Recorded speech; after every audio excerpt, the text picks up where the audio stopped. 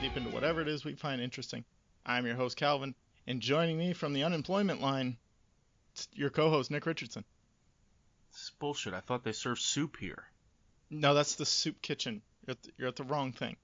I thought it was the same thing. No, but why not combine the two things? You're homeless, you need soup, you need a job. Go to one place. Why do we have two places? Get a fucking job. Go to the Nick soup is not line. actually unemployed, but we are talking all about jobs today. Good jobs, shitty jobs, hiring stories, firing stories, and then we've even got, at the end of this episode, my friend Andy from college. He's an HR professional. He's going to come on and give us some of his horror stories and some actual advice for if you're looking for a job or just in the need of some change, what you can do to help yourself. Damn Skippy. That'll be exciting. Exciting as fuck. So do you like having a job, Nick? I do like having a job because I like money, and money is pretty fucking sweet because I like to eat and That's drive good. places, Yeah. and my kid needs clothes and food and formula and shit and yada yada. Plus, So, I don't know what I'd do with my day. there are a million things to do with the day. Not I without agree money. with all your points for wanting a job. Like, why does there just have to be so much work in it, though? Yeah, Like, I can they wish just I pay could. us the money and not work so much? No? I mean, That doesn't that's exist? it exists, but not for people like you and I. You got to be like a CEO, right? The son of a former CEO. That's it. Yes, There we go. All right. Well, that's not me. me either.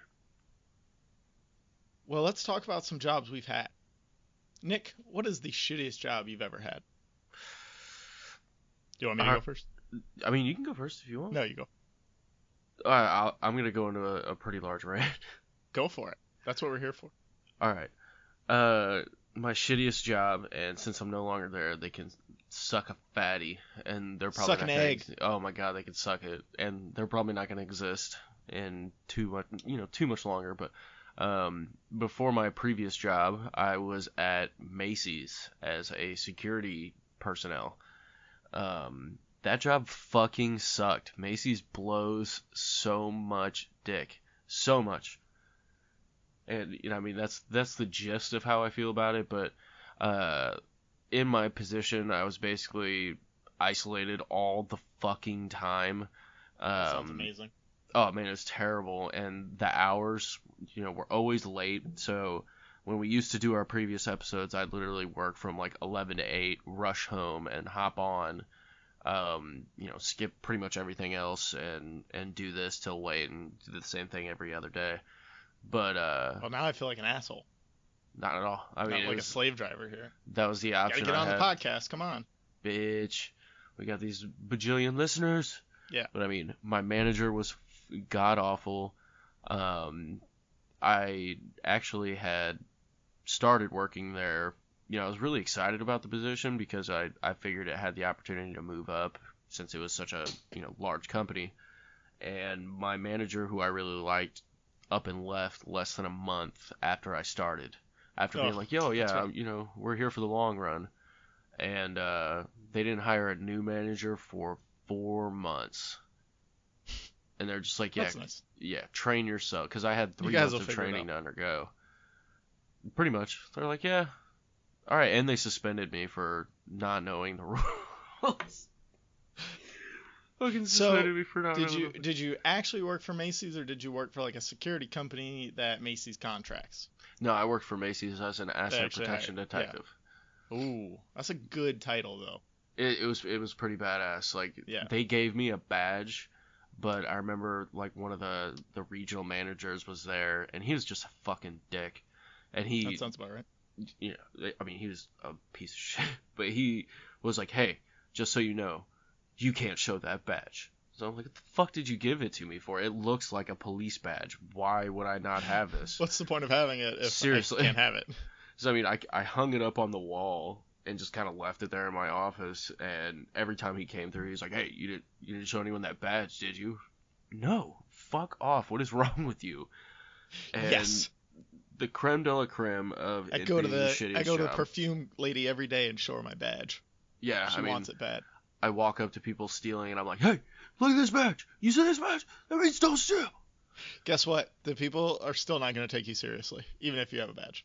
Some people did. I mean, I had Oh, I'm quite a sure. few I people no, take I me know. seriously. I'm Um, sure.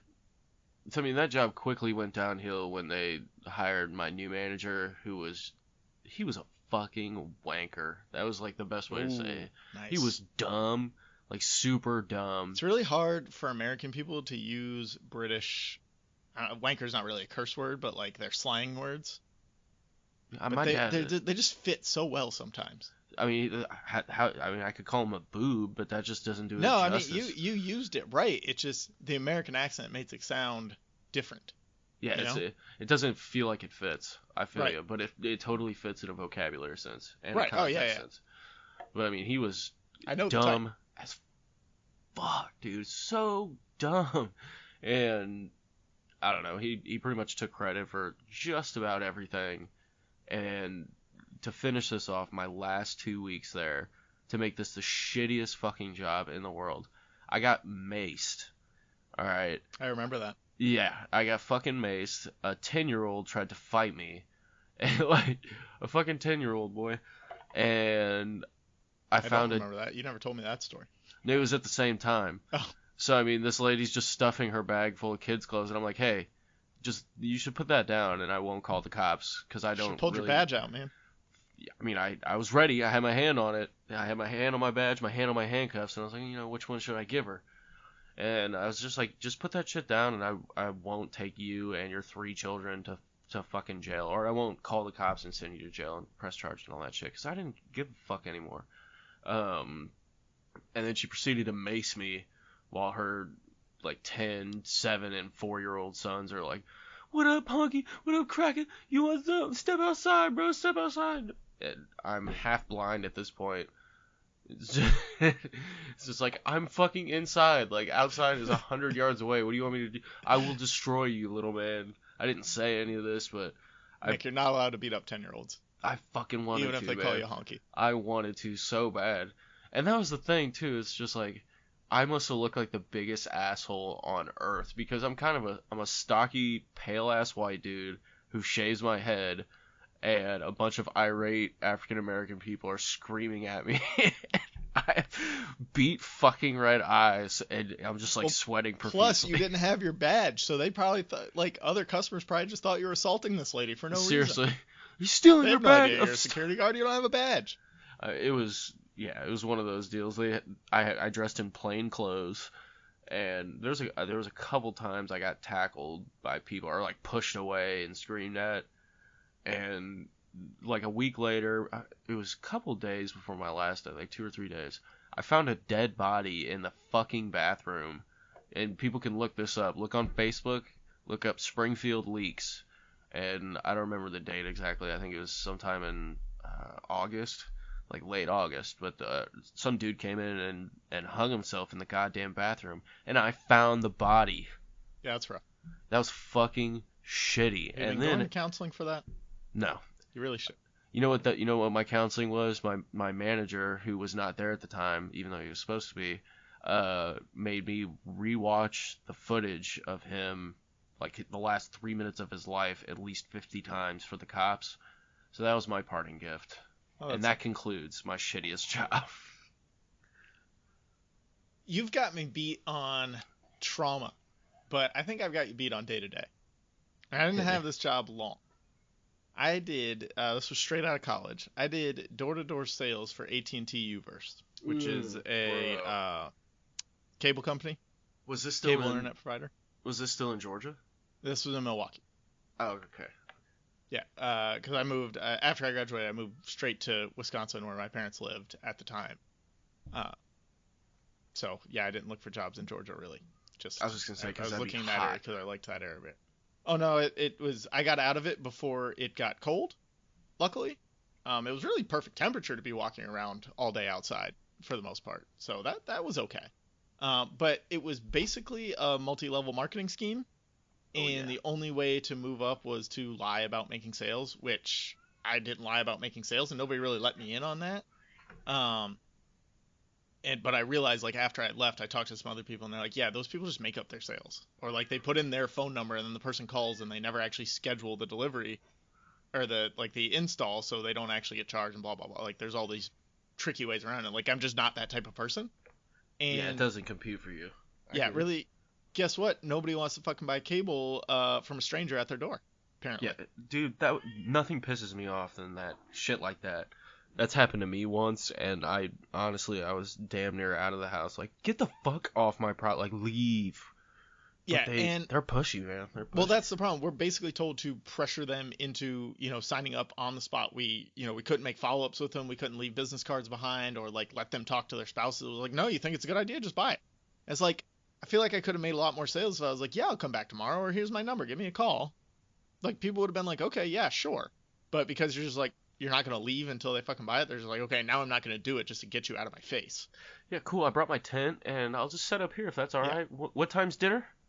They sold it in the job description as event marketing, which means Fuck. because I was looking out of college, I was looking for like marketing, event planning type jobs because that was my major was sports management, but I had like an emphasis on marketing and events. So like that was the kind of thing I want to do. I want to run these different types of events that go on. Like if you ever go to like a college bowl game or like the NBA playoffs, anything like that, there's all these events going on around the actual game. Like that was the kind of stuff I wanted to be involved in. Sounds pretty So they cool. sold it in the job description as event marketing. So I'm like, okay, yeah, and they pretty much call everybody who sends in a resume, and you show up, you do an interview, and you do a job shadow, and like, okay, I went out with these guys, and I'm like, okay, is this what you do every day? And they're like, oh no, sometimes we're doing this or that. We set up in store like the Direct TV guys, basically that badger you in Best Buy. They say they do that, except they don't. They say they go to different places and hold like actual sales events to let people get a better idea of it in different locations. None of that was true. It was straight door to door. And Damn, then how they long? said if you reached manager level, you could run your company because basically once you were a manager, you quote unquote owned your own division of this company. Like you got to run it the way you wanted to. You got to do whatever you want. Uh, but this was the only way that any of the teams were run, so I'm starting to think that probably wasn't true either. I And imagine so, man. there probably wasn't much freedom, and the managers must not have been making that much either because they would still go out and do sales or most likely fake sales from time to time. I bet they drove shitty cars too. They had nicer cars than we did, but That's not usually they not like saying much. Honda Civics, like you know, but new, not new, but like within 2-3 years, See, solid. I worked for like 3 days. I worked for something like that, and I then I put in just like yeah 2 months and then was like every interview I went in after that I was like very wary of like, are you sure this isn't this thing? Because yeah it you're not sounds a lot like this thing. you're not trying to fuck me, right? Like So I, that's not what I, I I don't want that. specifically went in for an interview that sounded like the exact same thing, except they're like, their thing was they sold Bucks tickets, but in a very similar Milwaukee Bucks tickets in a very similar way. And like I'm in there with the guy, I'm like, look, I just got out of this job. This is what it was like. I don't want to get into another thing. Like I never heard back from them. They're like, oh well, we can't make this up. But like they were 100% making up what they did. Like we can't call But that fucking guy. on top of all that shitty environment, it was commission only. You got minimum wage, but if you didn't even get minimum wage, it was like $200 a week unless you got enough commissions to go over that. And what they would do is they would draw you in because everyone who worked there was like young and energetic, and you wouldn't really think that this many people, and a lot of them seem pretty smart, would be duped because there were about 15 employees on each team. So you're like, okay, but I mean, if you look at a pyramid, any pyramid scheme that you get caught up in college because everyone does, that's exactly what it is. There's 25 people in there that are like, oh yeah, I want to make money and do nothing. Yeah, I need to make money. And the other thing that they did was say your working hours are 11 to 7 because those are your prime selling hours, right? Nobody wants to be disturbed at home, especially at 9 a.m. So you're not going to go out to somebody's house at 9 o'clock in the morning. Except it wasn't 11 to 7. It was you're supposed to be in the office, quote unquote office at 9 for an hour and a half of like BS, team building, get energized for the day type shit. And it wasn't required.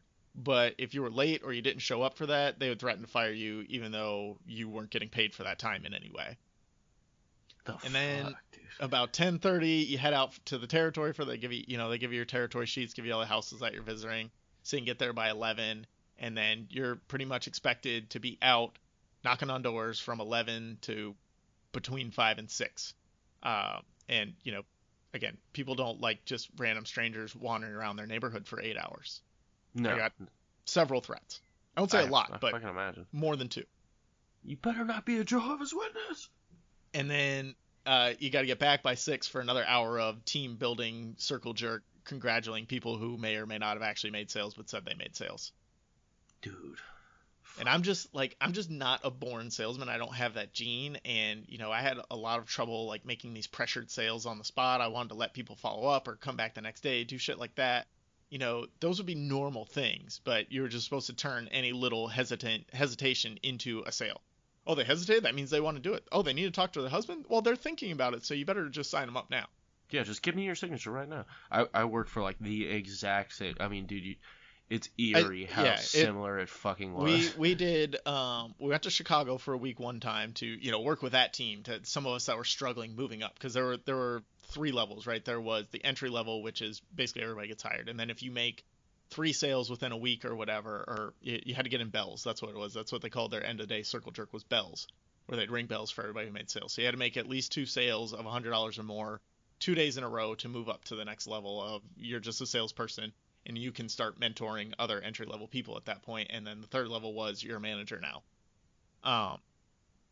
So they were like, okay, you guys are struggling to move up to like the actual salespeople. We'll send you guys to Chicago for a week. You can work in a different territory. Maybe that'll help out. Work with some different people, get some, different collaborative ideas, all that BS. And, we went there for a week, and then they were going to send me back for another week. And I still wasn't progressing. This was after 2 months. And they say like, oh, you get promoted within like 2-3 weeks usually. And so it's been 2 months, and it's October now, and it's starting to get cold in Milwaukee. And they're like, wait, we're going to send you back to Chicago, but if you don't move up while you're in Chicago, like, you're not going to have a job on Monday. And I'm just like, fuck that. I'm not coming back. Yeah, like, I'm not going to Chicago. I'm not going to waste my time in Chicago. I'm not going to get any better at this. So, yeah, luckily I got out right before winter in Milwaukee. So that was nice. It's probably a good call. A good call. I would not have been wanting to walk around in snow trying to do that shit. Yeah, and then you're a pussy if you don't. Right. You're not dedicated to the team, bro? Why are you not dedicated, bro? Yeah, all that bullshit of, oh, we're a team, we want to help each other out, blah, blah, blah. None of it existed. No. It was fucking terrible. That was the same exact way for me, man. It's eerily how similar I'm sure a lot of people got caught up. And it's funny, though, when my wife and I, before we were married, we lived in a different apartment. And somebody approached us selling, a similar cable package or whatever in our apartment. And I'm just like, nah, like, I'm not, don't even start your spiel. Like, we're not going to switch. And my wife's like, oh, no, let's hear what he has to say. And we ended up switching because she wanted to switch. So, yeah, that was kind of funny.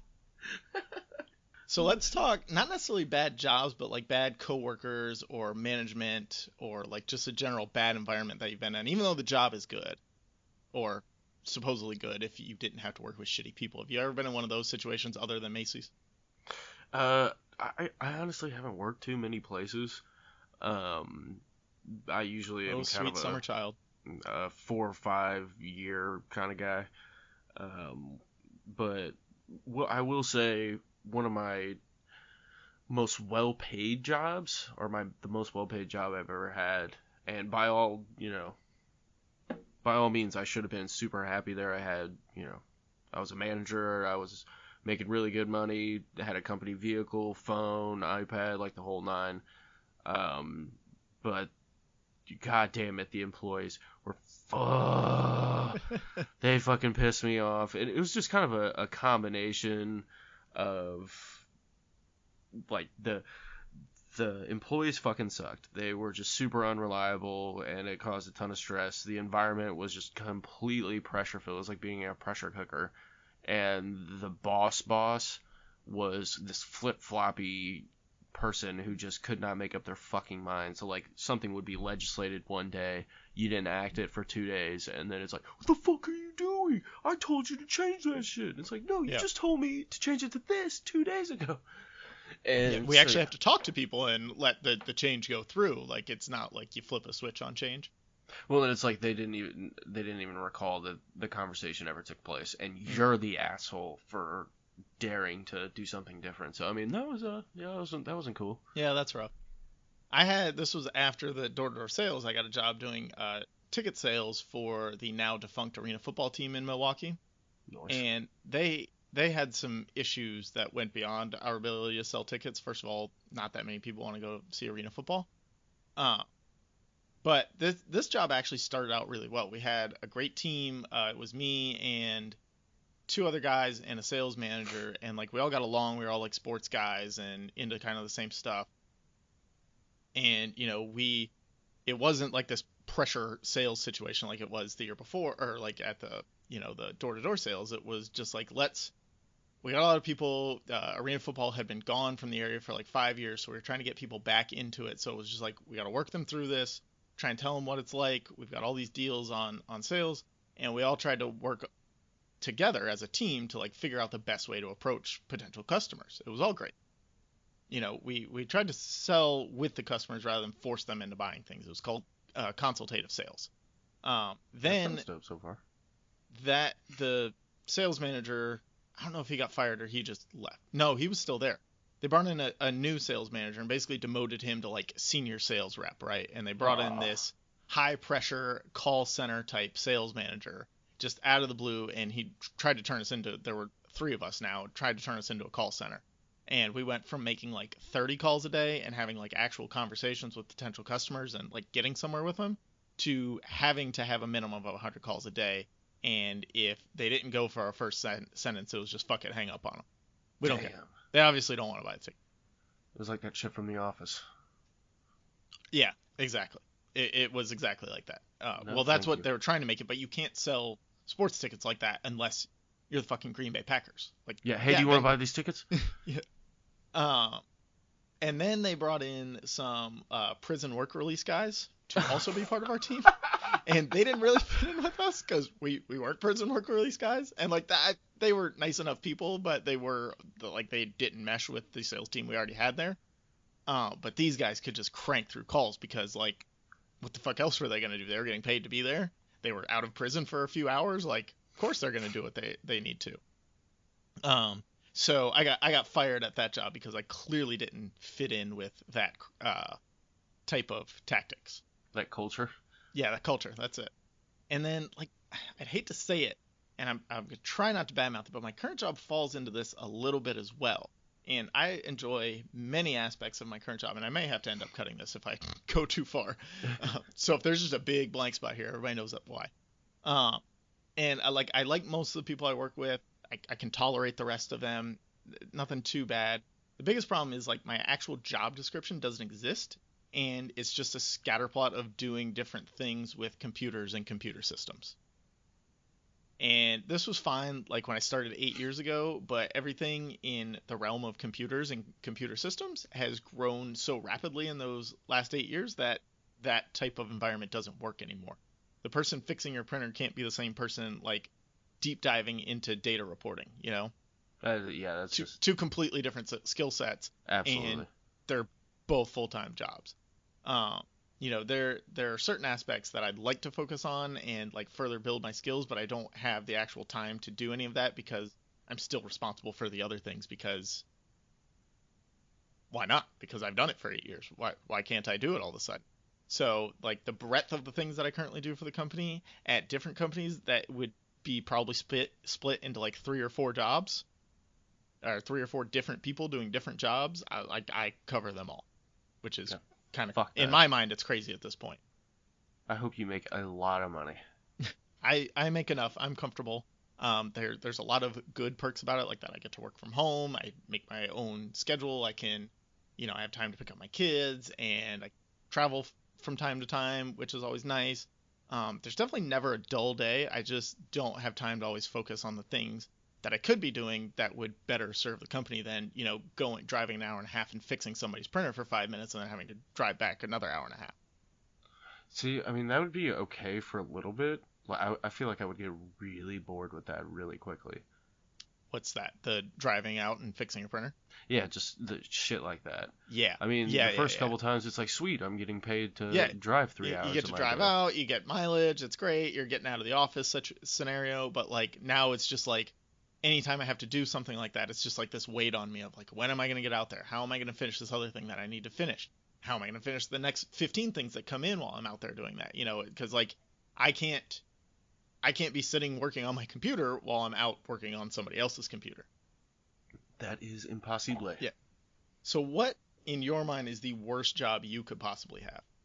That I personally could possibly have? What is something that you would never, and don't say like, well, scooping elephant shit at the zoo, because like obviously no one would want that, but like what is the thing that suits your abilities the least? That would actually be a realistic job. That suits my abilities the least, you know? I'd honestly say probably listening to teenagers bitch, being a teenager counselor. Like a school counselor? Yeah. I feel like I could do that all day. I can help people. Like, I have no problem listening. But when people start... we do it here every week. Yeah, well, yeah. But people start bored when they're just being unrealistic and unreasonable. I have a very short fuse for that. Like, that's one of the few things that just gets me excited, like, very quickly. I feel like that's shots fired at the rant I just went on. Oh, not even. But, I mean, I'm just going to throw a shout out to someone, an orange fellow with giant hands. When he's being fucking unreasonable, dude, that gets me excited as fuck. And I feel like teenagers are that. I have a niece and nephew. One is an 18-year-old female, and the other is a 14-year-old male. And holy shit, dude, listening to them go on for their 10 minutes of just fucking frapping bullshit drives me nuts, man. It drives me up a fucking wall. Like, I'm getting excited about it. Like, I bet you all right, my heart rate's all up. Mine, and I think it's abundantly clear from the first, like, half of what I've been saying, is sales, customer service. Like, I'm just not great at interacting face-to-face, one-on-one with people. And, like, I just want any of those conversations to end in those situations as fast as possible. And that's not a good trait to have if you're a salesperson. Yeah, you kind of need... Or like a customer service trying to actually help somebody with a problem. Especially if it's, like, face-to-face. Yeah. I mean, I would just be like, I don't give a shit that your thing broke. Sorry. Yeah, I mean, I really don't care. I don't... But here's what I'm going to do for you. And that's going to hang up. Yeah, that'll help. So let's flip the coin. What is the best job you would say that you've had? Fucking my current one, man. Nice. It is the shit, dude. I love it. Like, you got amazing perks. I'm a quality control supervisor for the biggest food distributor within a couple 300 miles of us. So, nice. I mean, it's pretty dope. And I kind of just applied to the position on a whim, and it evolved really quickly after I applied. So it was more of a standard position, and then it's like, okay, the hiring manager did business with me years before at my previous manager job. So she was aware of me and was like, okay, I like this guy, so we need to get him in here. And I have pretty much anything I want to do, I can do, in the sense, like, if I want to take my department a certain direction, I can do so. And I have hella resources to do so, and I'm in a position that's rapidly growing. Like, I stepped into a role that the company I'm at went from a $10 million to a $100 million company in 10 years. Wow. And, oh yeah, it's fucking booming. That's awesome. And I'm in produce, which has been our worst division for the past 9. It's lost money. People need fruit. Oh, I mean, fruit, vegetables, whatever. And restaurants especially, like, very high-class for luxury restaurants. Shit like that. But, so yeah, I mean, we recently just hired another guy. This place is a brand new building, brand new equipment, brand new fucking everything. The people are dope. It's fucking dope. Nice. And there's free food all the time. I have food shows that come, and they're like, hey, buy our shit and sell it. And so, I mean, pretty much any other day in the break room, there'll be, like, hot, fresh Bavarian pretzels with beer cheese and fucking fried mac and cheese and salad, and it's awesome.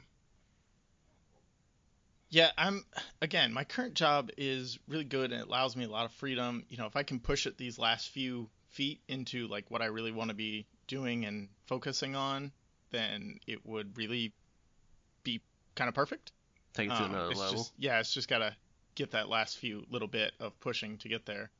But also the job that I first had when I moved down here to Florida, I worked at a shelter for like troubled and runaway teens as a staff supervisor. Oh shit, man, that's heavy. And well, yeah, there's never a dull moment. Again, a lot going on all the time. But I didn't really have a huge impact on the kids, which was great. Sometimes I had to work a full shift, but I was there in between. Like the shifts ran 6 to 2, 2 to 10, and 10 to 6. And so I was there from 10 to 6 p.m.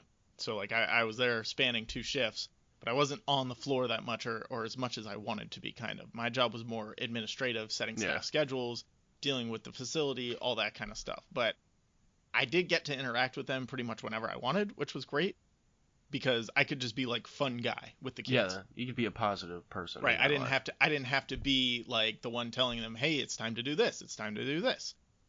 And like if I ever got stressed out over like the staff being assholes or, the facility falling apart because we don't have enough funding, there was just this built-in break where I was still technically working, but I could just go out and help kids with their homework or go play basketball or, sit with them in group therapy session, whatever, and just like take a break from the dumb shit that goes on, Mm. More jobs need like just teenagers hanging out that you can go play basketball with whenever you want. It's a different perspective for sure. I mean, yeah, I so probably good. wouldn't like that because they bitch a lot, but not. I mean, not in your. As a staff supervisor, you don't have to listen to it. There's other people there. There's counselors there that they can bitch to. Every once in a while you make a really good connection with them and they try and bring their shit to you, but you don't have to do that much. Well, let me state, I more have meant that from like a school counselor perspective, not trouble. Where it's not like actual real problems. Yes, exactly. High school teenager problems rather than actual real problems. Correct. Which to a high school teenager it's the same thing, but to a adult it's not at all. Yeah, I'm not a heartless piece of shit. To the adult listening to them drone on about, well, Tammy didn't go to Tina's party because Tina was a bitch to her one time in ceramics class last week. Like, that's different. Yeah, it's not the end of the world, and we don't care. Teenagers listening. So what would your dream job be? Okay, so my dream job... Can't say your current job. It's got to be something real. No. Oh, it's... Okay, I am a fucking massive fan of Halo. The video game, books, everything. I've loved Halo since I was young. I just saw online that on Reddit a few, like right before we start recording, they're making a Nerf series of Halo guns. Yes, I saw that as well, and I saw the tweet or whatever on Reddit too, and it looks super dope. But I mean, I got hella figures, and anyway, I fucking love Halo. But a couple months before I found my current job, I found a job opening at Microsoft, and it was basically like a Halo lore expert to help write stories for like sci-fi stories for the books and storylines for like the comics and shit like that, which is it's like these guys that wrote the World of Ice and Fire for George R. R. Martin, Elio and Linda. They're just like lore experts. They can help him fill in gaps for all that. Exactly, and I mean that's right. I mean, I have a podcast too. I write. It's a big expansive story. I'm very big into that shit. So I'm like, okay. And I actually got a response, but it didn't really go any further from that. Yeah. It was just like, what extent do you know the Halo universe? And I listed this. I spent like 4.5 hours putting together this explanation. They were probably like, this guy's too big of a nerd. We can't hire him. Yeah, I should have just We'd all be out of jobs if we hired this guy. I mean, there was some serious ass questions on there, and that would have been my dream job. It made like $150K a year in Seattle, in Tacoma, I think it is, Tacoma, Washington, like not far out of Seattle. And obviously for Microsoft, super great bennies, and I would be fucking writing for Halo. That'd be so G. Yeah, that'd be cool. Dream job. We'd have a lot more podcasts about Halo if you'd have gotten that job. I mean, we could still do that. Well, yeah, but I don't know that much about Halo. Like, I used the needler and the plasma grenades. That's it. Study up, B. So honestly, my dream job would be stay-at-home dad, full-time podcaster. That is not fair. That is not fair. I have a real thing, but like I've joked with my wife for a while that she needs to just get a couple more promotions so I can be total 100% stay-at-home dad. I would fucking just love that, man. I That'd be love the incredible. idea of like getting the kids to and from school and the 6 hours in between that is mine. I can do chores, I can run errands, I can like for me everything would be set out and it even is now from like just working at home. Like I do my laundry on Mondays, I do my kids' laundry on Tuesdays. I, pick up all the toys and shit on Tuesdays because the cleaning lady comes on Wednesdays. So I would have everything very regimented where this day I do this thing, but then I'd also have like all this free time to consume content and, build out outlines for podcast ideas and all that. You know, Produce that would be content awesome. too. And Fuck yes, yeah, and dude. produce content. That'd be incredible. We'd absolutely have love like that. 15 spin-off podcasts if that were the case. Dude, I'd be so there. I mean, I would love to be a stay-at-home dad. I So fucking love shout my out kid. to our wives who my wife never listens. I think yours does. Like Very. start I don't know. making some money so we can just stay at home and do this all the time. Seriously, We won't we're make any almost money there. from it, but we'll have fun. But I'll take care of our daughter, and Exactly. she loves her daddy, so there's that. So if it has to be a real job, like one that you actually go, you have an office, they pay you money, all that, I think I would want to keep doing what I'm doing, which is basically at this point a data specialist, but in a different venue. Like I like finding and compiling data and presenting it in a way that's helpful to decision makers. It's generally pretty low stress. Any stress that I have now comes from like the ancillary shit that I have to do, um, which I kind of already explained. But usually, if there are mistakes, they're with the entry point of the data, not anything I did. So if there's a Mhm. mistake, it's like, well, you put something in wrong. These are just the numbers that are there. Sorry that you put something in wrong. And I just kind of have to explain how it happened. Um, and if I do actually make a mistake, it's easy enough to kind of track down and fix without too big of a headache. It's pretty flexible. I can work the hours that I want as long as I hit deadlines. And like that's really cool because I'm not a morning person. So like going and being in an office 9 to 5 or like now it's 8 to 5, which I don't know when that happened. When did we add that extra hour to the beginning of the workday? And it's just like Because standard this now. is Fuck this that is shit. fucking America, B. I'm usually at work from 6:30 to 4:30 or 5 Yeah, every day. fuck It's that. fucking whack. No way. So Like that's torture for me. Like I would much rather work from 9 p.m. 11 p.m. and get just as much done when I'm operating on all cylinders than like the 4 hours I'm there before lunchtime sitting in an office. I feel you. I'm just in a position where I can't necessarily do Right. that yet. Well, no, because the people you work with and need you also need, like I can't either. I can save some things for those times, which I do sometimes, but like a lot of times if people are calling me or they need something, they need it during the day when they're working, not when I feel like doing it, at later at night. But the only thing I would really change, like I said, is the venue. I would want to do like I would want to work in a much more exciting industry than the construction industry. I Like, got this. I got you. Draft specialist for an NFL team. well, yeah, that's what I was gonna go. NBA, NFL team, like, let me grab some data for you. Kirk Goldsberry that shit up for him. Come on. You could so do that, dude. I could totally see you. Oh man, you have good hot takes too. Oh yeah. So I could have some data and then be like, yeah, but also Tua's better than Joe Burrow. Let's take Tua. We'll debate That was that just like further. something I thought. I don't know if that's actually true. I haven't watched enough tape on either of them. But It still, was just like the first thought I had on a thing that I could say. that's the hot thing in the NFL right now. if I think y'all Joe didn't Burrow's better, to be honest. know. We'll see. I mean, yeah, we'll see. I don't want to Yeah, go we'll off on that tangent. We're not here talking about the NFL today. That'll come at a different day. Talk about Um, yabs. So let's move to, you got any good firing or quitting stories? Am I doing the firing or getting fired? Well, I've never been fired. Either way, whatever. But quitting stories, that job very similar to I just want a your good story. door-to-door. Here Uh-huh. it is. I had the job I had that was similar to that door-to-door deal. Yeah. I think it was my 4th day, and the 3rd day I had spent inside a Sam's Club and had like 3 or 4 super sweet old-looking women straight up fucking fuck you. They're getting pissed as shit. So I'm just sitting there during the morning like rally type deal, and this fucking man, there's this douchebag who is really creepy and coming on to the other chicks. There's always at least one of those. Oh man, and he was the boss, so he's trying to leverage his power Mm. and whatever. And it just hit me all of a sudden, and I got like really red in the face because I was all anxious, and I just turned to him and I was like, I fucking quit. I don't want to do this shit anymore, and Good you for you. fucking suck. And just pretty much like gave him all his shit and walked out. And they're like, hey, you can't do that. We're about to leave. And it's like, yeah, fucking watch me.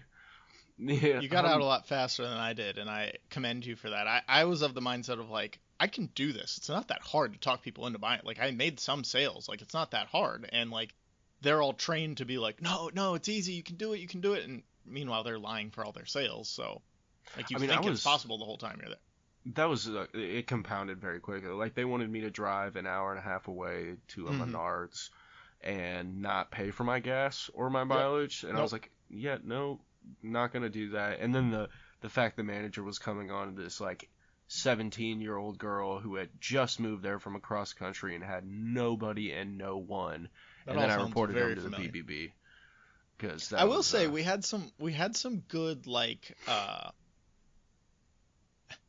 not parties and not necessarily team building, but like just like outings after work. Like we'd go out to bars or whatever, or like we went to this one bar one time that had a bowling alley built into it. Oh, but it was only like It was only like 2 lanes, and it was like there was a manual pin setter and everything.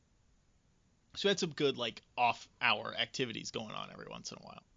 Yeah, we never had that. Because they had to try and butter you up to keep people around because they knew the job was shit.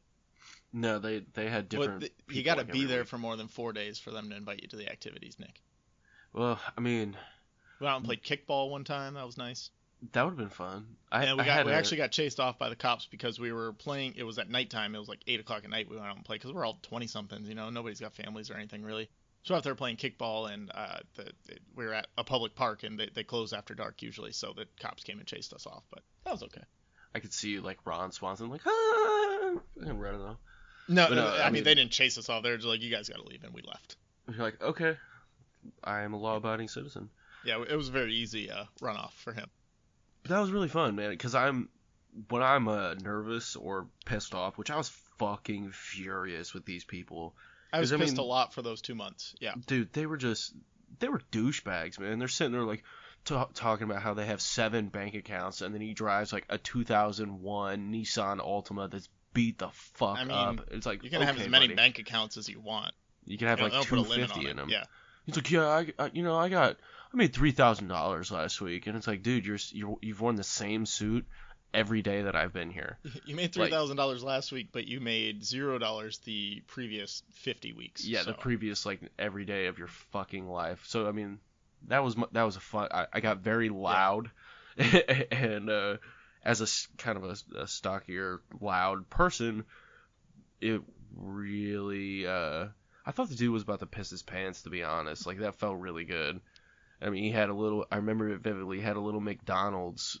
He ate McDonald's every fucking morning, and he had like that leftover residual grease. Yeah. Like in the corners of his mouth, and he just smacked his lips really hard. I don't really have many good stories firing quitting. It was the only time I ever quit a job too. I've always put in my 2 weeks. That was the only time. That same thing with there. I was just like, no, I'm not coming back. Sorry, I'm not going to Chicago to fail. And mostly other than that, I've left pretty much every job on good terms or for like a better opportunity. So it wasn't anything where I'm just like, fuck you, I'm out of here. I think the best story I have is from when I was in high school. Me and a couple other students / former students were quote unquote hired to move our high school from one location to another location over the summer. Basically, it was just moving it on the other side of town. We drove trucks, the school buses, everything, because we had the short school buses for our school because it was a small private school. Mm. And just generally help with whatever staff was available to get the new school ready. I'm pretty sure it was under the table. I don't think it was a real job. Like, we didn't work for the school. It was a private school, so I really doubt that they claimed us as employees. But we did get paid, which was nice. And we got paid pretty well for high school kids, working a couple hours a day. After about the first month and a half, everything's been moved over to the new location. It's set up in the rooms as good as it's going to be. You could tell they're kind of running out of things for us to do. They had to start painting the outside of the school and the inside of the school. And the 2 college kids that had been helping us, they hadn't been back for a couple weeks. But me and the other high school kid, we kept showing up, so they kept trying to give us stuff to do. So we're out here painting. So anyway, the athletic director slash assistant principal slash football coach, because no one just had one title at this school, everybody had 15 jobs. Yeah, small town deal. Yeah, small town, small school. Yeah. He comes out while we're painting the outside of the school, and he just gets all over us for like one or two little drips, and basically yells at us about it and tells us we're stupid for not being able to paint like a professional painter, because we're 16 years old, not professional painters. This was probably the first thing I've painted other than like, doodles when I'm a kid painting on paper. You scumbag. Yeah. So he just like comes out and berates us for being shitty painters, and we were pretty much told not to come back after that if that's how we were going to be painting. So we just didn't go back. I have not painted anything since. I would have drawn a huge dick on the side of the building and then left. That would have been funny. As big as I could possibly do it. I'm pretty sure they would have caught us and tried to kick us out of the school, but...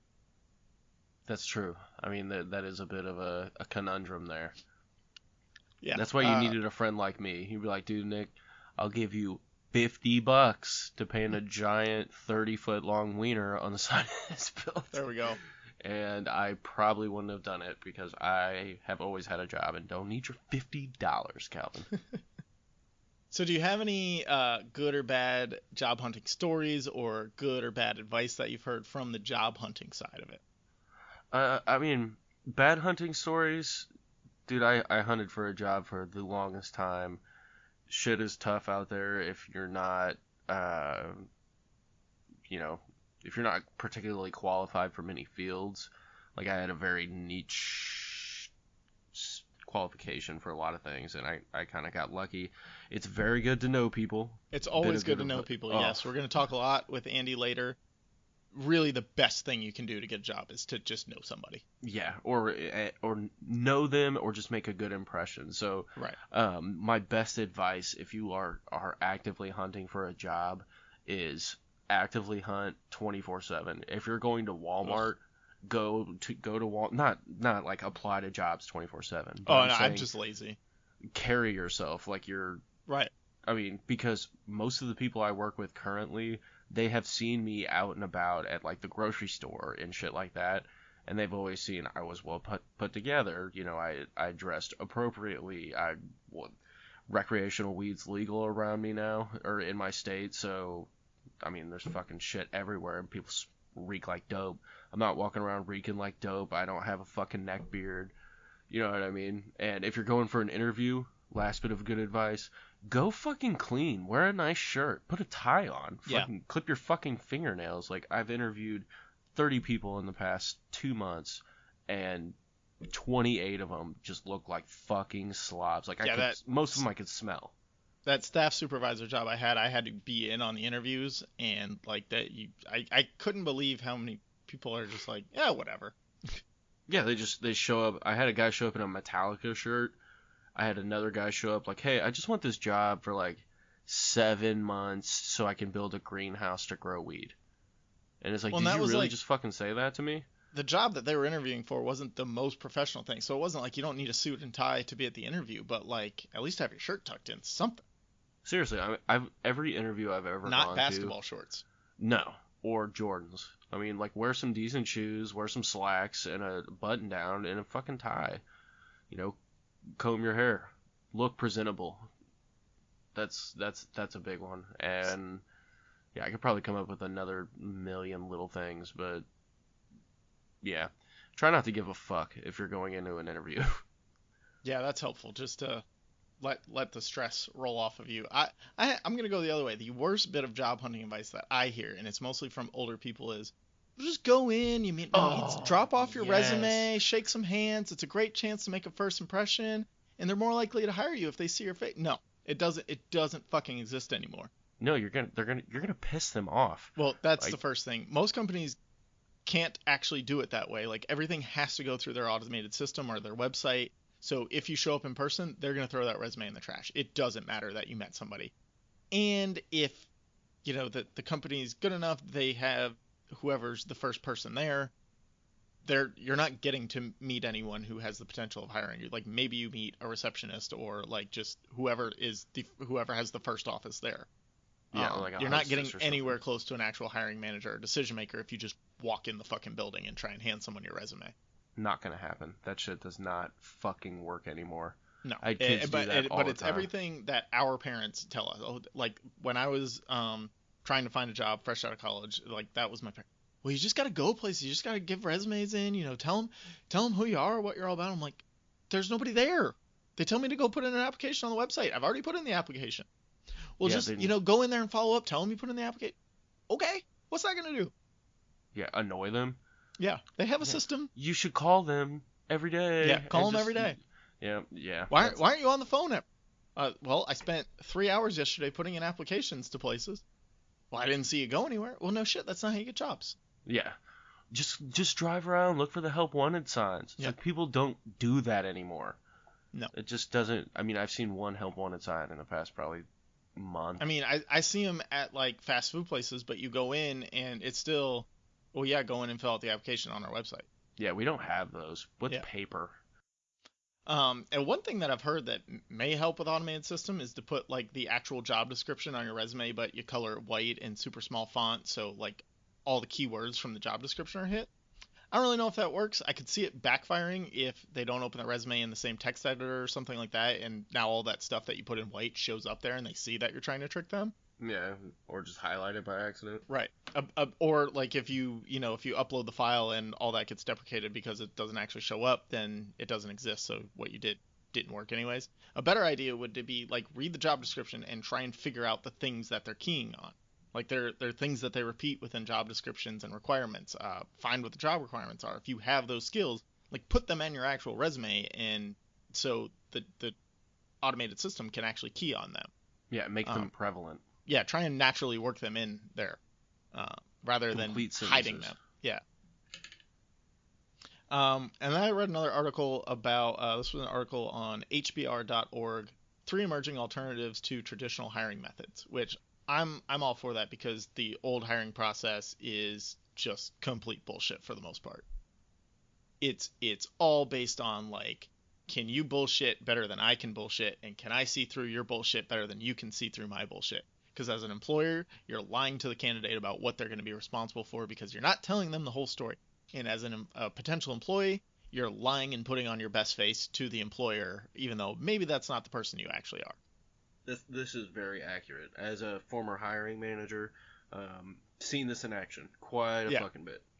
Like it's all bullshit on both sides. So one of the things that they point out is behavioral analytics, and which basically just monitoring day-to-day activities. And this can't be like external hires can't really be done this, but this is for like internal promotions. They can see your baseline, they can see your performance over time and judge you based on what you've actually done for the company and whether you're ready to move up or not. Another method was web scraping, which is using algorithms to translate a candidate's web and social media presence into quantitative measures. I'm not a big fan of this. Yeah, this shit's whack. Because, like, I get it in, like, 2007 when this stuff was happening. But because the world didn't really understand what social media was yet. But people use their online activity mostly to blow off steam. And a lot of times, every moment of their life, I don't think should be scrutinized by a potential employer, right? They're just out there to say what, like, you're just posting and you think only your friends are going to see it because who else would care? Like, even if your profile's not set to private or only friends, like, nobody else is interested in looking at that, right? And I get it. I'm going to get, people who are hiring managers who are going to say, oh, no, we want to know everything about them. But, like, think of it as it was 30 years ago. And if you were up for a job and the hiring manager just spent every night of the week looking into your house with binoculars to see what you're really up to, that's the same thing as them scraping through your social media presence, right? They want to see every bit of your day rather than just how you work and who you are. And I get that the interview process, like I said, is a lot of BS, but the only way you know how somebody's going to work is not by what they post on social media, but by seeing them work. How they present themselves. Right. And in both scenarios with, somebody looking at your Facebook or like somebody standing outside your house with binoculars, like, you might not be doing anything wrong, but you still don't want someone there looking at you, right? Yeah, no You're just shit. sitting on your couch watching TV most days. They're gonna hold that against you. Oh, all he does is sit at home and watch TV. Well, yeah, fuck, I'm not doing anything. He's not a volunteer. He doesn't go to church. He's a piece of I shit. remember when I was when I had just been hired for this job, like it's a lot of older, like 40 to 50-year-old people are the main demographic of who's working there already. And like I went out to lunch with a couple of them, and I'm 23 at this point. Oh shit. And so I'm out at lunch and like, oh, what do you like to do for fun? And I'm like, I know if I say video games and watch movies, they're gonna look at me like I'm a lazy piece of shit. So I'm just like, oh yeah, I just made up some shit. But like, Like you doing can't, taxes and yeah, scrimmage. like playing video games should not be a hobby that's looked down upon by a potential employer or by like fellow employees. It's just like a thing that people do to pass time. I agree. I think it's when it becomes obsessive and people just Well, kind of yeah, I assume, mean, there's definitely a way that it's a bad thing. people just kind of assume most video gamers are obsessed with gaming. People that age do, yes. Yes. If I was interviewing somebody and I asked them what they were doing in their free time and they say, oh, play video games, watch movies, go to bars, I'd be like, oh, okay, normal 25-year-old stuff, cool. Yeah. This makes sense.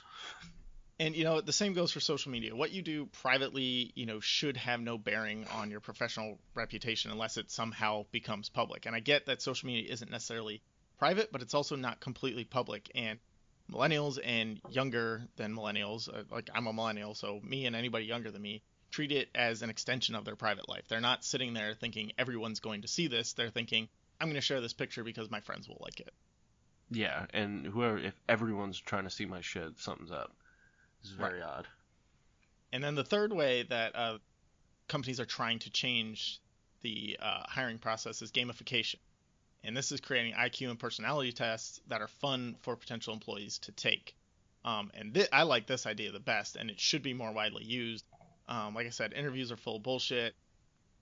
No one's going to admit that they're lazy and generally don't give a shit about something. But if you put something in front of them that makes them try their best to succeed at it, you're going to get a better idea of how they work. Yeah, you have a baseline. Right. The interview process, it needs to somehow be recontextualized and focused on like an actual personality and ability of the candidate rather than did you lie more believably than the other candidates. Did I buy your spiel and your bullshit, right, or did I not? Which brings us to our last point before we bring on Andy. Have you ever encountered any like just complete bullshit hiring practices? Tons. In they're the past, all over the place. Dude, they're fucking everywhere. I mean, just the pre-employment testing can be ridiculous sometimes. Interviews, 5 fucking interviews in a row. I don't understand the insane need for, overqualifications for menial labor tasks for the most part. Right. Extremely low. Stock boy at a grocery store shouldn't need 5 interviews to get that job. No, people don't. You shouldn't need 8 years of experience to start at an entry level tech job. I think that's fucking Correct. whack. Paying less than a livable wage just because people can, be desperate sometimes. Mm-hmm. Like, fuck, that's not cool. Or lying, just fucking lying, dude. People lie about everything. Oh, yeah. Here's the job description, and then you get there, and 2 weeks later, it's, okay, you're trained, here's all the shit you're actually going to be doing, which has nothing to do with the job description. That, or it's just 8 times more than what you signed up for, right, and they structured it in a way that you're fucked. The stuff on the job description is here, but it's only 10% of your actual job. Yeah, each one of those has a job description in and on itself. Yeah. And your salary, so overtime is on you, bitch. Yeah. Yeah, that's there's lots of, idiotic things. Like, I saw a lot of that when I was applying for jobs online. The need to fill out, 6 different application forms and just submit it through their various different screening processes. Yeah. So aggravating. Broken websites. Like, if you are forcing me to apply hiring to a websites job, are bad usually. Oh my god, and it freezes up or just crashes or shit like that all the time. There's also no other way to get a job there. You have to go through their shitty website. Exactly. That doesn't work half the time. And 9-page applications. It should not take me 2.5 hours to fill out this app. It should not. That's silly. And lastly, horrible hiring practice, I think, is just like extremely drug testing for a lot of entry level jobs. Like I feel like drug testing is appropriate if you're working, in the medical field and shit like that. But kids shouldn't have to be drug tested at 17 to fucking work at McDonald's or, a restaurant or something like that. I've been drug tested at every single job I've worked at, and except for the one I currently have, I thought it was inappropriate. I've never done a drug, so I've never thought like drug testing is a bad thing because it doesn't affect me in any way. The reason But I think it's I unnecessary. see where you're coming from, especially with marijuana getting closer and closer to being legal. It's like you can't test to see if somebody drinks alcohol, right? Well, it's You can see if they're drunk, but you can't. yeah, And so, and but that's another problem is there has to be some way to test that someone's high, but not, well, have they smoked weed in the last 30 days? Because that, that's like, current drug tests can just tell you if you've had, THC in your system in whatever time frame. They can't tell you, are you currently high? Because there are a lot of, even if you're a cashier at McDonald's, you shouldn't be high while you're working there, right? While you're actually standing in the store cashing people out. I agree. Same I way you mean, I shouldn't think be, if you're same way going you to shouldn't work, be you drunk. shouldn't be fucked up. Yeah. There's currently no way to test whether you're currently high or have just smoked weed recently. So I think that's kind of somewhere where the drug testing is a little bit necessary as well because there's no other way to do it. Exactly. It's that blanket, ridiculous bullshit. And I mean, I've seen several people at several jobs get hired. They're like, well, they passed the drug test and they're just fucking drunks. They're Mm-hmm. drinking on the job, shit like that. I've encountered multiple people like that. I think it's broken and it excludes a lot of people. Um, a lot of fucking people. I know this one kid, super talented. He almost got, we were trying to get him hired at the job I was a manager for, but he could not pass the drug test because he had to take a prescription drug. So it Well, constantly, especially if you can't separate out prescription drugs. well, that's what I'm saying. It was basically Yep. a blanket generic piss test, and it came back, positive for contraband, basically. So we lost out on this super duper talented kid who wanted to work for us and be a part of the team because he had to take Well, prescription it's the same thing medicine. with like the It's automated fucking dumb. application systems right now. Do you know how many good candidates companies probably miss out on because they didn't write one keyword on their application or on their resume, so it got thrown out by the automation? Like, Tons, and then yeah, you get those I get people it that that the hiring managers and recruiters, they can't look over every resume because now that everything's online, they're probably getting thousands for something they used to get 10 for. But at the same time, you're missing out on probably a lot of actual good candidates, which is yeah, why knowing somebody is the best way to get a job. I agree, and I mean those good candidates. Most of them are like, my application is, I'm qualified for this. Right. I should have an But I answered opportunity here. but I answered one question on the application questionnaire in a way that was wrong, so I don't get it. That, So I don't get or through. I'm relying on my talent, and this other person, it knows how to game the system. Right. So Um, that's some shit. Something that this didn't actually personally happen to me, but it was something that we heard about when we were in college. There was one Atlanta area sports firm. It wasn't one of the major teams. It was like a marketing firm or something that worked out of Atlanta. That basically, if you went in to interview, the hiring manager or interviewer's assistant would go out to the parking lot and peek into your car to see how clean it was. What? Because basically, if you couldn't keep your car clean, how in the world could they expect you to be a good employee? Which this is the most BS I've ever heard in my life. Big A time, lot of dude. the smartest people in the world were absolute slobs because cleanliness kind of tends to get in the way of free thought for some people. My car is a disaster. Well, right. Or like maybe my kids were in the car this morning. I had to drop them off at school and I didn't have time to do a full clean before this interview. Or, maybe I can work really hard and be good at my job and have a messy car because the two things actually have nothing to do with each other and the state of your car shouldn't be considered when interviewing for a job. Yeah, or I just don't give a shit about having a super clean car. It's a Right. form of And transportation. and again, shouldn't matter. My work ethic does not affect that at all. I agree, 100%. If anything, I can work harder because I'm not focused on cleaning my car all the time. My car is a disaster. I can't work. Someone And then called off like, I have to clean my car. I just can't work. Yeah, I'm going to be 30 minutes late for the interview. I realized my car's not clean. Just in case you peek. And then I collected, well, I didn't collect. I read a Cracked article, and I'm just going to rapid fire these because we're running out of time and we got to get to Andy. 6 stories that prove job interviews are pointless nonsense. So this is from Cracked.com. I'll link all this, both these articles. Business Insider won't hire you if you don't send a thank you note. And this kind of goes with what I was saying about my wife's company. But they don't give a shit about like the call to action asking for feedback. They just want like to make sure that you sent that thank you note to say thank you for taking the time. And like honestly, I'm against all thank you notes in general. Birthday cards, birthday present, everything. Like I said thank you when you handed me the thing.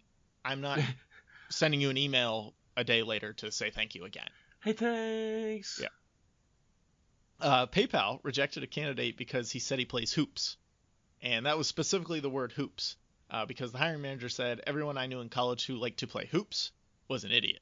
So obviously this guy was an idiot too, even though he was now he's a very successful programmer. That makes sense. We've all heard about Google's bizarre puzzles. This one's pretty widely known, and it turns out that they're kind of completely BS.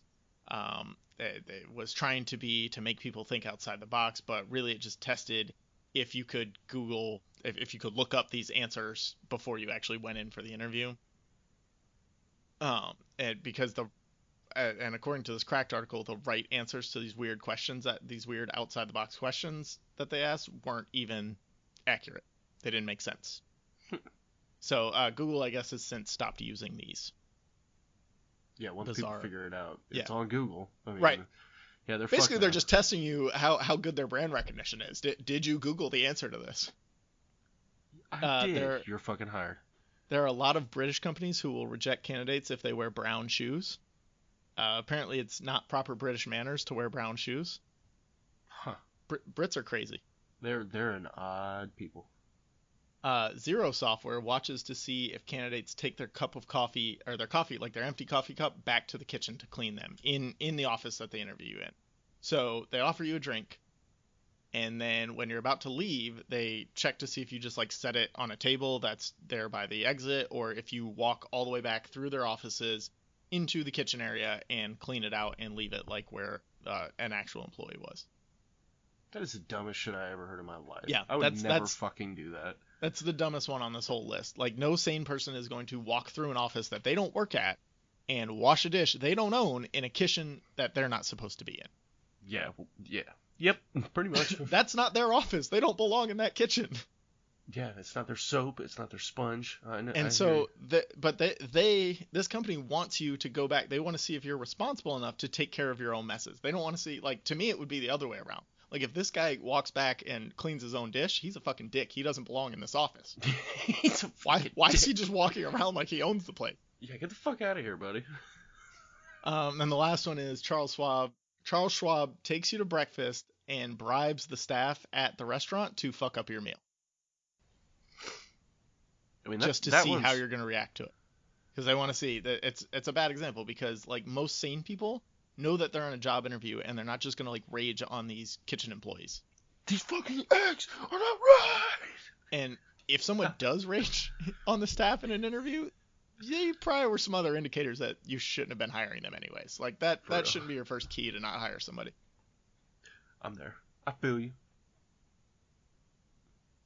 Did you have anything else on the world of jobs? I don't think so. Other than if you're trying to get a good job and move up in the world, good luck. Yes. If you are, listen to this next 20 to 30 minutes with Andy. It's going to be a great conversation. Here we go.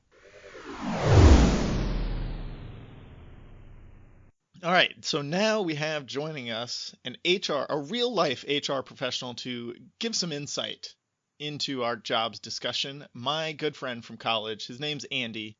He's worked in HR for, since he left college pretty much. Andy, what's up? Hey, thanks for having me. Like Calvin said, my name's Andy. I've been in HR for about 7 years and in operations prior to that. So I am a real life HR professional, like you said. So thanks for having me, guys. And again, just in case anyone didn't listen all the way back to the beginning, we went to Georgia Southern University. It's a great school. If you live in Georgia, go to Georgia Southern University. Go Eagles. Go Eagles. Thanks, Nick. Yeah, you're welcome. I'm trying Nick to is be still moral here. support. Yeah. So we kind of wanted to bring you on, and actually it was your idea to do this whole episode, so I'll give you the credit there. You came up with the idea of it'd be a cool thing to talk about jobs and job hunting and shitty jobs and good jobs, and that's what we've been talking about for the last, hour or so. But now we wanted a real insider's perspective on it. Somebody who's, you've gone through all this stuff on your own as a person who works jobs, but also you've been on the other side of it, hiring and recruiting and doing all that great stuff. Yes, being a job creator. Yes, that's exactly what you are. You're working straight for Donald Trump, creating those jobs. 200 million jobs he created last year. Jesus. Yeah. All right, well, what do you guys want to know? For anonymity's sake, we're not going to say where Andy works. It's not for Donald Trump, though. It's definitely not. We'll just put that out there. So let's start with some of the things that we talked about was some of our worst job experiences and job hunting experiences. So you just start off. What were some of your worst job experiences that you've had, both part-time, professionally, whatever? I hope you go in one place where I remember you working in college with the part-time stuff. I think you know exactly where I'm going. I'm waiting for you to start. That was a great job for me. Yeah, good job. Yeah, no, okay, so for part-time, worst job I've ever had part-time was working for Radio Shack. And yeah, I loved it when you worked there. I'd spend like half my day there just hanging out with you and Reg and Katrisa. Shout out Katrisa. Exactly. And yeah, she was the only good employee there, I think. But after Reggie left, of course. But yeah, so I don't mind calling them out because Radio Shack's had like 2 bankruptcies filed, so I don't think they're even in business anymore. No, I don't think so. I'm pretty sure they're gone completely. Right.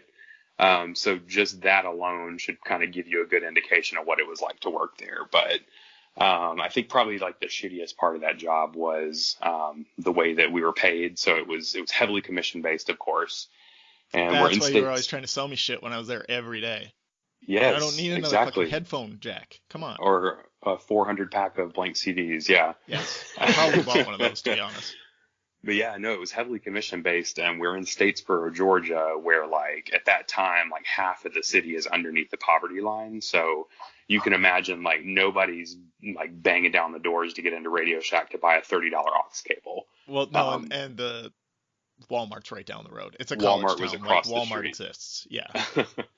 And it was funny because their philosophy was like the whole thing was that like we provide a better experience, so that's why we can charge more. But like the experience we were providing was like limited inventory, poor quality, and High zero prices. value. Yes. Yeah, super high prices. Yeah. So Here's a $60 HDMI cable. It does the exact same as the $5 one, but here you go. But you need this really badly. Right. So all I did all day. Oh, go ahead. I'm sorry.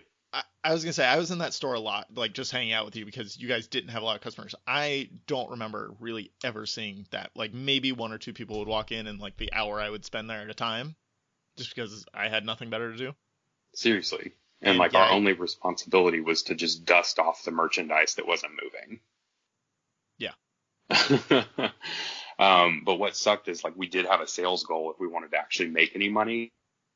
So like on any given shift, I think my sales goal was probably like $75, which shouldn't be that hard to make in an electronics store, but you'd be surprised. And if you didn't make your sales goal, then they actually took money out of your hourly wage. Jesus. Oh shit. Yeah. So I was working like 4 or 5 days a week and bringing home a paycheck of $150 for 2 weeks worth of work. Oh my god. Right. So it was I didn't know any of that. I thought you were getting like minimum wage at least, like, because most of the jobs in a college town, they're minimum wage, and like they know they can hire college kids and pay them as little as possible. So I thought you were like at least comfortable in that way. No, I was volunteering. Basically. And I remember like my boss one night was just absolutely chewing me out about not making my sales, and I literally said like, look around, like who am I selling things to? And there was no one at the store at the time, which made it even better. And she just got like huffy and puffy and like walked off to our office / stockroom / bathroom. Yeah, I remember her now. The lady that replaced Reginald. Yeah. We'll call her Rachel. So at the end of the shift, I was like, you know what? I don't think I need to work here anymore. So are we done? Like, do you need me to work 2 weeks out, or are we good? And she's like, no, we're good. And then it was like all of a sudden my social life just opened back up because I wasn't making any money anyway. Now I had all this time to actually hang out with my friends. Social life it was. So yeah, worst part-time job, definitely Radio Shack. I'm sorry if any of your listeners ever worked at Radio Shack. I'm sure they probably went through the exact same thing as you. And that reminds me of one of the jobs that I talked about in my worst experiences. I don't think I talked about how I actually left it, in that it was the same thing. It was like, well, you can go to Chicago and do this thing for a week, but if you don't do well in Chicago, you basically don't have a job when you get back. And I'm like, I'm just not going to go. Like, I'm not going to go waste a week in Chicago, continue to do poorly, and come back to this. So, yeah, I get it. It's that, well, you can't fire me because I'm going to quit, because this doesn't need to be. Right. You're really taking a risk there. So what about full-time professional jobs? Yeah. So for this one, this was definitely a job I wasn't ready for, but I got hired on in this IT staffing firm.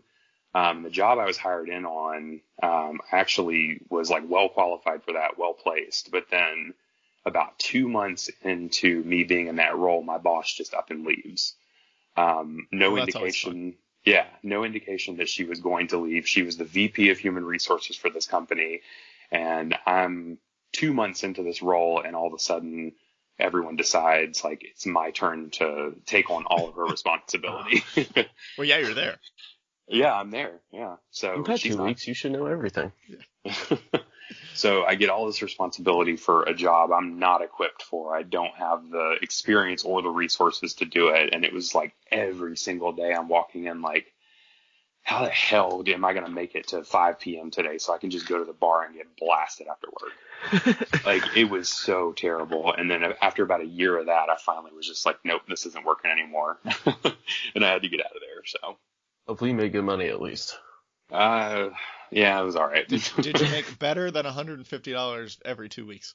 Yes. Okay. Yes, I did. There we go. You made $151 every 2 weeks. No commission though, still. That's okay. So we also talked a lot about job hunting. Do you have any horror stories from job hunting? And then we're going to ask for like actual good things about job hunting. Right. Any personal horror stories or horror stories that you've experienced as, being on the other side of the table? Not so much horror stories, but definitely some scams. And I think these are out there and they're prevalent now. Anyone will find a way to scam you, but I must have just posted my resume on the wrong job site at some point. And it got out there, and then I started getting all these emails saying, hey, we found your resume and we think you're the perfect fit for this position, and we're willing to offer you this outrageous salary. Was it as a franchise owner for some random ass thing you've never heard of? I get those all the time. Yeah, it was like, it's like business something, business development. It's some generic term, and they give you like 5 bullet points for the entire job description. So got a ton of those, but one actual interaction I had was terrible, and this was through a pretty well-known job site. And I had applied for a job that had this kind of ambiguous job description, ambiguous job title, and they have a chat system on there. So someone chats me from that job, and they said, like, almost verbatim, they were like, are you really expecting this salary for this position? 3 question marks. There was no like, hi, how are you? I'd like to get to know you. This is outrageous. I don't even know where I put the salary in, and I'm not, I'm not rolling in dough right now or anything like that, but I must have just been outside of the salary band. So I politely replied. And I was like, I must have misunderstood this. If there's another opportunity that you think I'm a better fit for, please let me know. And he's like, well, I listed the salary on the job description. And I'm like, all right, buddy. First of all, if you're a recruiter, you're going about this the wrong way. Yeah. So yeah, just blocked them completely. But really no like horror stories, just rude people. And like those people are out there and they're actually looking at your applications, which is what sucks. Well, at least they get to look at it. Like a lot of things just get caught in the endless automation stream of nobody gets to see anything because it didn't have the right keyword on it. Right, or it wasn't the right format. Right. That was the biggest thing when we were in college. I don't know if it was the same because we were in different majors, but it wasn't a focus on what was on your resume. It was like how your resume looked. And it was like, why the fuck does it matter? Like if they can read it, that should be what matters. And the contents of it. And it's like, well, you got to have this line here and this line over here. And like, I get it that it has to be neat so it can be read. But like, okay, if you got the bullet points over here versus on the other side, why does it really matter? Right. Neat, yes. Specific formatting, that's bullshit. Yeah. Have you worked in like actual recruiting roles where you're reading the resumes and trying to fill the positions? Yep. Absolutely. Have you been instructed to like make sure they ever fit a format? No. I've heard that more from like hiring managers of like, that's how their resume looks. So they only want to see the one that looks like theirs rather than like a general recruiter. In their defense, I will say that when you're applying for a job and you do that option where you upload your resume, there are some systems that don't read everything correctly if you have like special formatting. So like if you were to have someone Photoshop your resume, it's not going to read well on that. But that's why you always have the option to enter stuff in as well. So I don't think that's a valid excuse because your recruiter is going to see both of those. Well, most of I haven't looked for a job in a while, but most of them from my memory, it was you upload your resume and you still fill out everything anyways. So the uploading of the resume does nothing. It's very rare that you're going to get away with doing one or the other. You always pretty much have to do both, and it sucks. Now, what's the importance of a cover letter? Cover letter is just another way to state your intent without someone actually looking through your resume. Yeah, basically. Well, I mean, you're basically saying... position. Fill out the application. I sent my resume like I want the job. Like, why do I need a fucking letter too? I want this job. And I hated it. Bold letters on the front. That was senior year. That was like my biggest, like I hated it. I was just like, I sent you my resume. I have a good background in this stuff. Like if you're not looking at it because I didn't write 3 paragraphs on why I should get this job, that's not my fault. Yeah, I always treat a cover letter as a way to kind of put additional info that you didn't highlight in your resume. And it's like simple things like your skill sets, you know? This is probably why I had such a hard time finding a job. Well, that and it was 2010 and there were no jobs. There were no we didn't jobs, have Andy the job creator out there yet. Right, and now there's just jobs everywhere. It's a candidate's market. 300 million created in the last month. So many jobs. So we talked a little bit, but do you have any tips for making it easier or more like the job hunting process easier or more beneficial to the person actually looking for a job? Yep. So like I just said, it's a candidate's market right now, so not the employers, and you have the advantage of being able to find a company that is a great fit for you and it's not the other way around. So it's like shopping for a car at this point. So what I think would be beneficial for someone that's looking is like you got to be self-aware of your strengths, first of all, and your skill set. But you need to think about what makes you happy at your job. And because that's the environment that you're going to be in. So if it's just having snacks in the break room and having awesome coworkers, and that's totally fine because there's companies out there that capitalize on that. Right. Yeah, snacks are pivotal. They bombard you with 70 hours of work a week, but you got unlimited snacks. You got sun chips for days. Yeah. So, yeah. So figure out your strengths and figure out, what works best for you and find companies that align with those things. So you really shouldn't be firing off resumes just because you'll eventually get hired and you'll play that numbers game. Because if you do that, you're going to realize it sucks and it doesn't work. And then you're going to be in the same position 6 months later. Right. And it's not usually if something's a bad situation when you walk in, you being there is not going to make it a better situation. Right. You're not a superhero. Yeah. Unless, if you get hired as a manager, then maybe you could. But at the same time, usually even that is not, from my experience at least, even in bringing in new management doesn't ever solve any problems. It just exacerbates the problems. No, there's an underlying culture that has to be fixed. So Oh yeah, that's Always. super true. That's like literally what we've been talking about for the past hour. So now that you're on the inside of the process, would you have, like, going back to, okay, you're fresh out college, you're looking for a job. I know you had you graduated a year after I did, but you had the same kind of troubles that I had. Of course, you weren't stupid like I was and said, well, I don't want to work in Atlanta because everybody goes and works in Atlanta. That was a thing I did, which was dumb because, hey, guess what? There are a lot of jobs in Atlanta. Would there be anything that you would do different going out job hunting now, like fresh out of college, that you would approach it differently than you did then? Yep. So, like I was mentioning with the skill set portion there, you really have to look for jobs that kind of align with that. So, when I'm thinking about an entry level job as maybe a developer at a tech, like a tech startup, a developer at a tech startup is going to have nearly the same functions as a developer at Google, but there's a specific skill set that you need to get into Google versus that tech startup. So when you're thinking about like what your skill set is and what you've learned in college, coming right out of college, what can you apply to that particular position so that you apply for that and not a position that you're like vastly underqualified for. And, you've really got to look at the job descriptions as well because someone took the time to actually write that. So Sometimes. They're putting, yeah, I promise they did. At some point they did.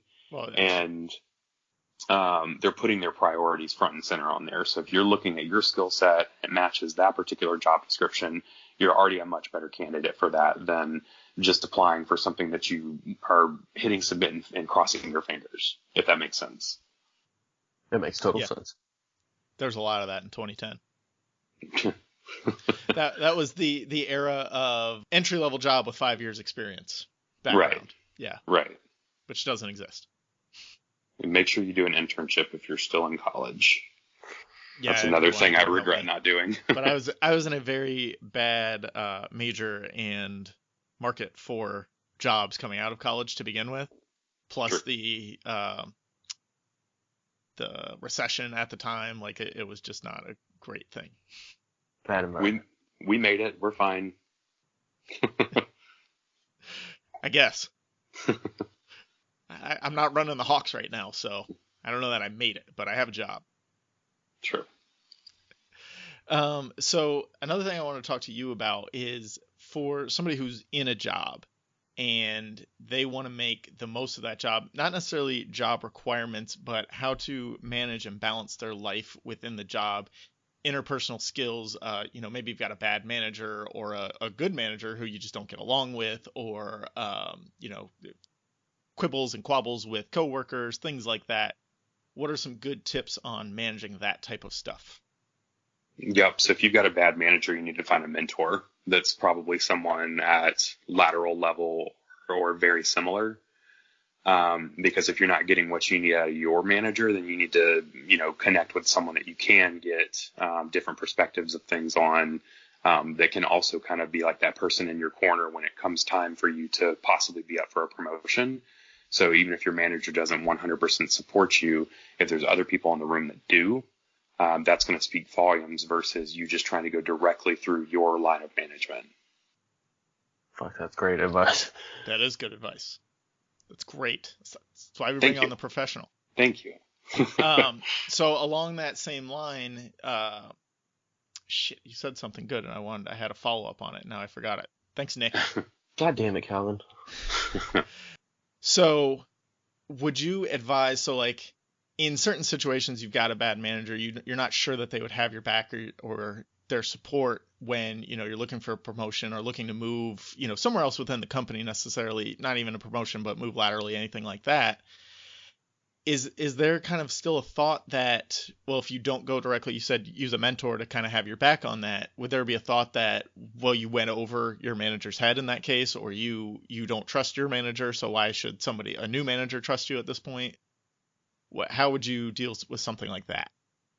Yeah, I mean, I don't think anybody could ever think negatively about you having a mentor, but if that's something that, in your particular situation or anyone's situation, that's a real risk for them, then that's probably a conversation you just want to have with your direct manager and say, hi, I just want to take a mentor because I need to work on a few opportunities in my own development. And I want to do it outside of our business unit or outside of whatever that line of management is, just to get that outside perspective or get a different perspective, I guess.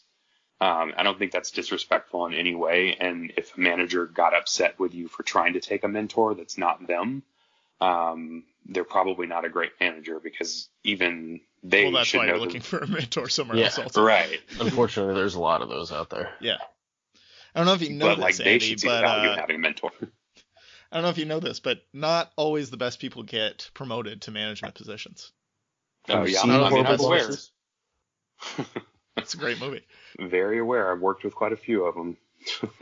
So what have you got to say about interpersonal, like lateral coworker, or just people not even in the same department, just you work near them and you have issues, or not even issues, just sometimes strenuous working environments that way?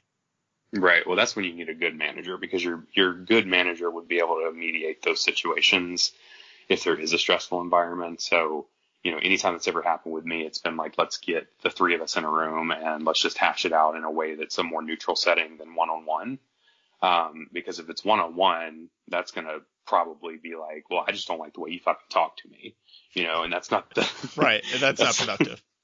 Right. So everybody, if it's one-on-one, everybody's kind of on guard and, trying to defend themselves before anything's even said. But if there's a third intermediary there, then everybody's going to be kind of on their best behavior to have the conversation.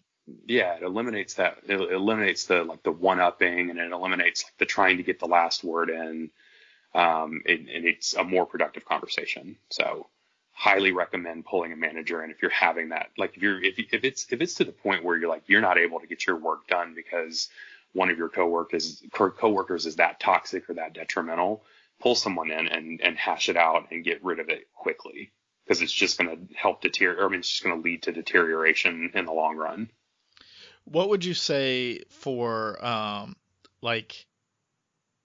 grabbing a manager, your manager, just a manager that's higher level than, both of you or all parties involved, versus grabbing a HR representative? Because HR representatives, they're not really they're not there to be counselors necessarily, but they also are somewhat.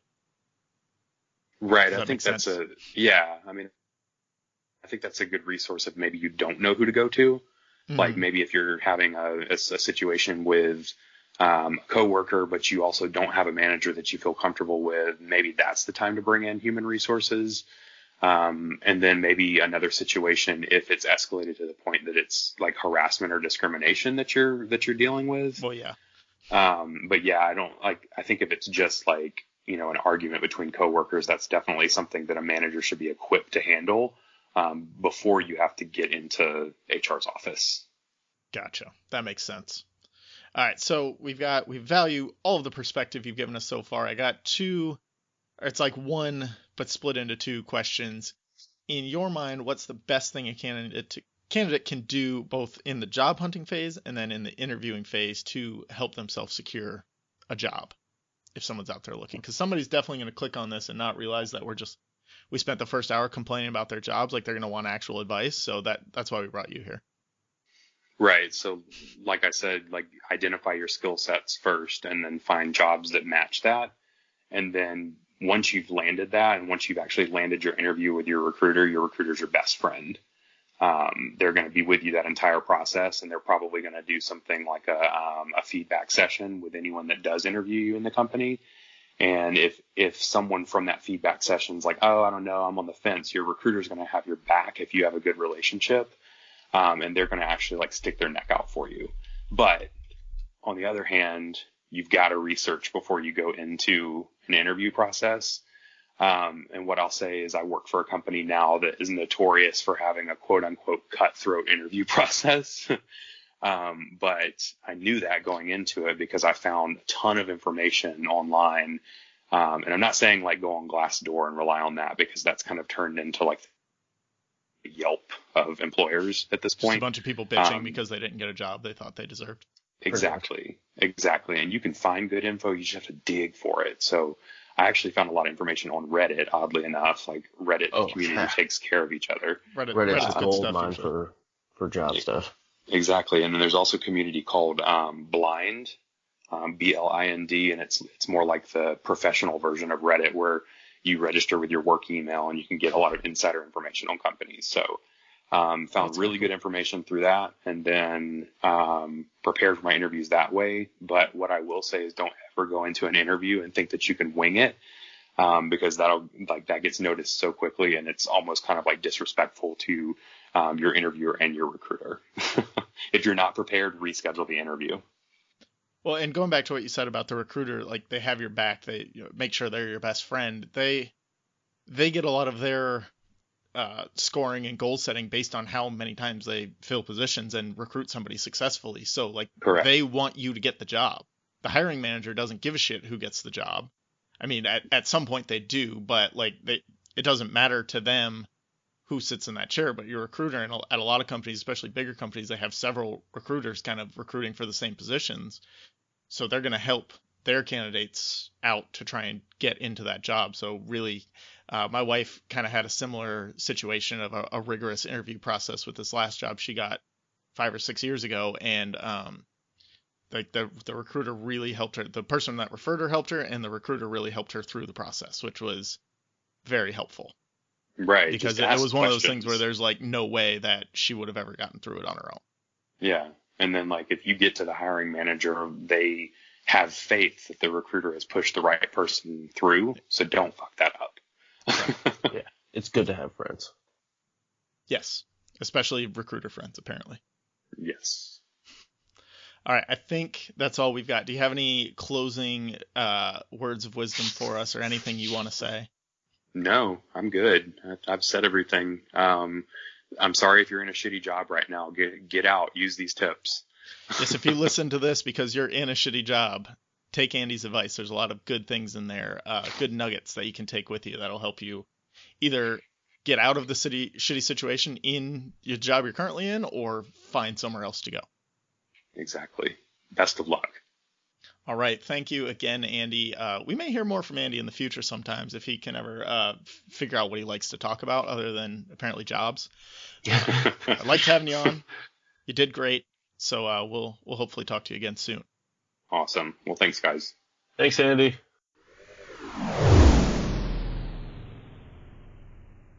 Thank you, everyone, for listening to a podcast about something today. Thank you for Andy for being on with us again.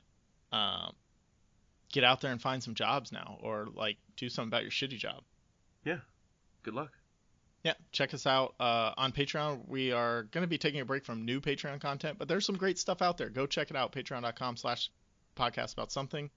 Our merch store's got some new designs up there. That's tpublic.com/APA something. And as always, follow us on Twitter @APA something @alone_podcast. And the music for Podcast About Something is provided by Those Cats. You gotta stay sassy. Stay classy.